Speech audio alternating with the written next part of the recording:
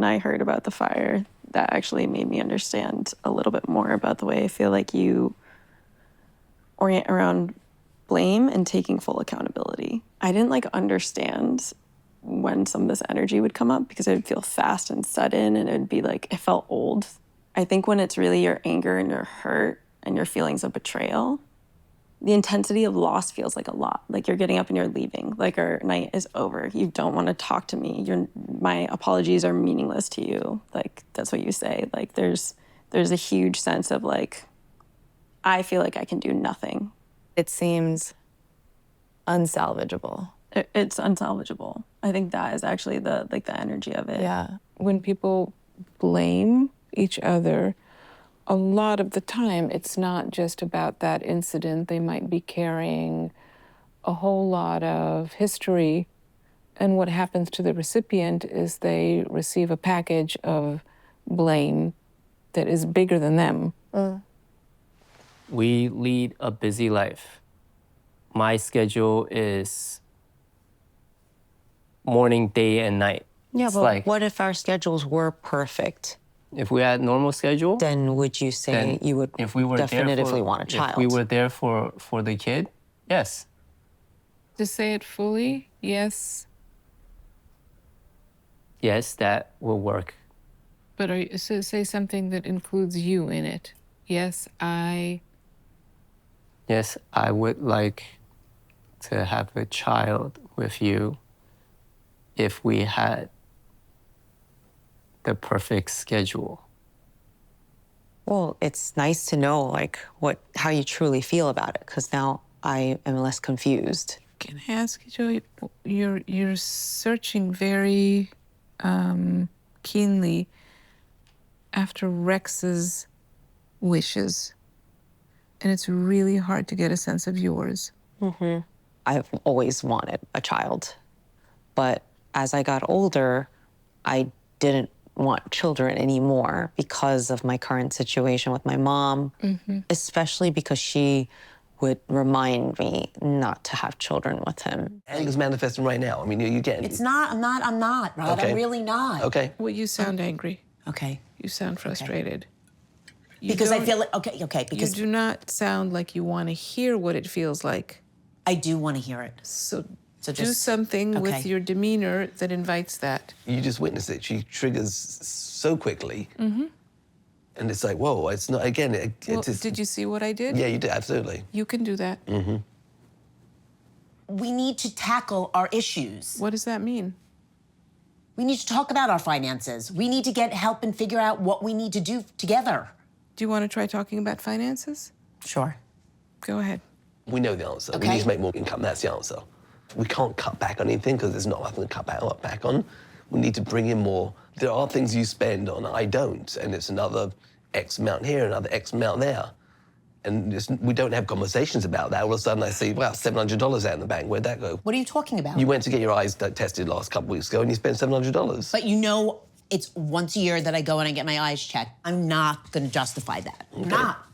And this is where I get angry, because this is where, like, that's the conversation we're having.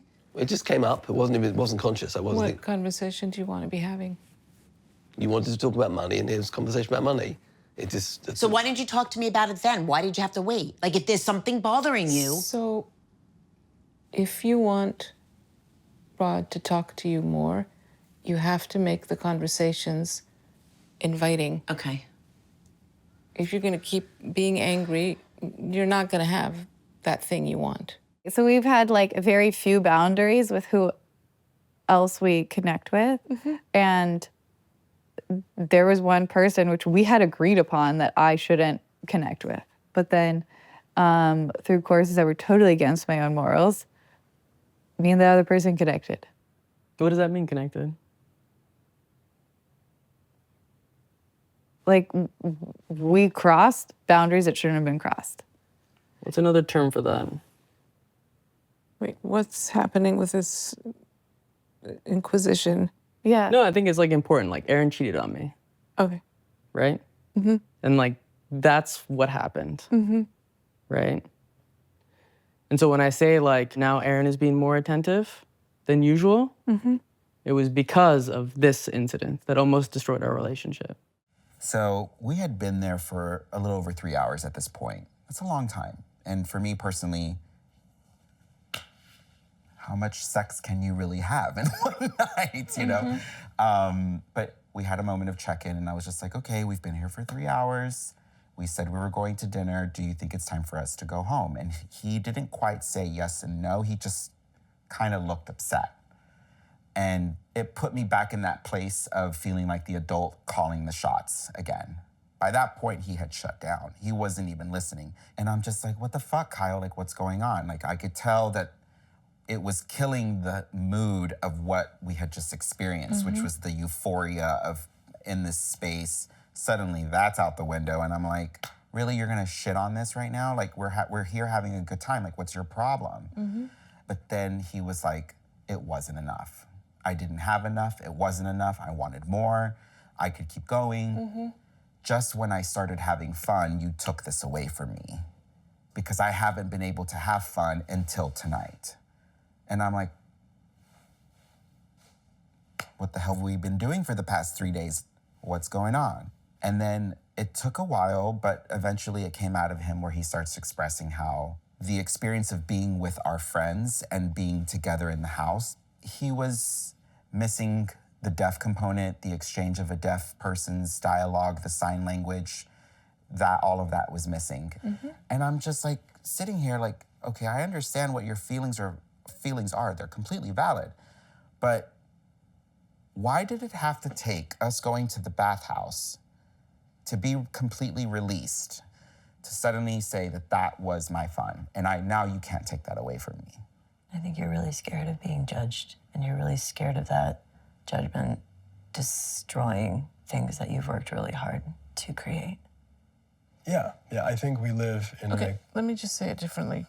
I think the concern you're having is kind of an amplified projection of how you're experiencing yourself in the dynamic, which is that you experience yourself as excessive and as that there's not enough room for you. And that excess seems to you somehow toxic or monstrous. And that is something to figure out. That is not something to just take as a fact. Sure.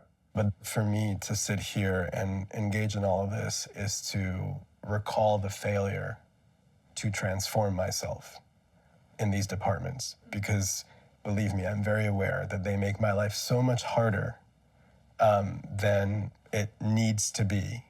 And it misaligns me completely with this person. Do you agree with that? Yeah, I mean, I agree with his portrayal of himself. And I have tried to be more inviting, exploratory. What can I do to try to meet you halfway?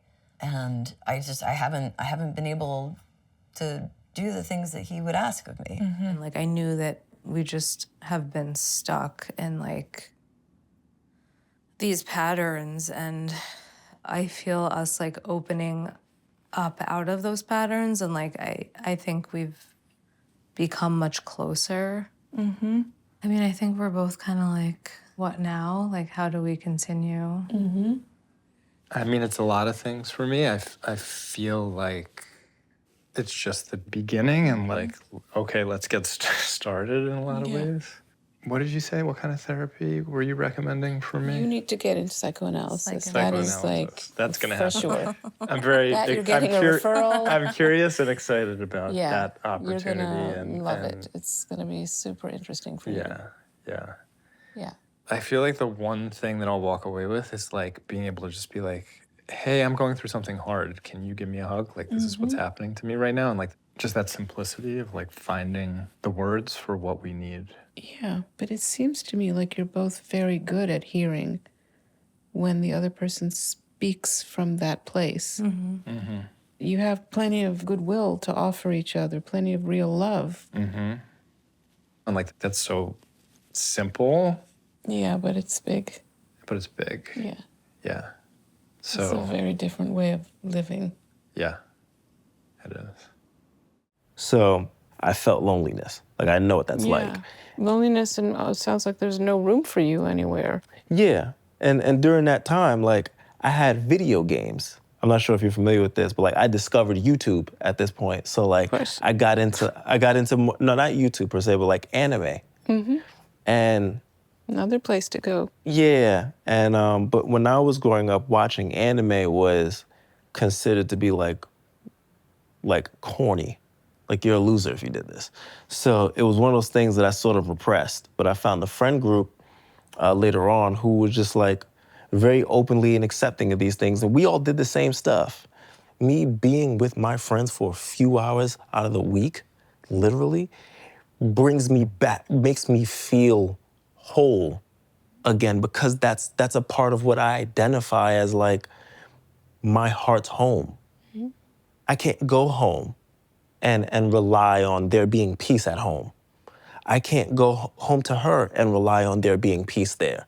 But I can always go to my friends for those few hours out of the week and rely on that always being consistent. There is consistency there. If I could do this one thing once every other week, is it really that bad?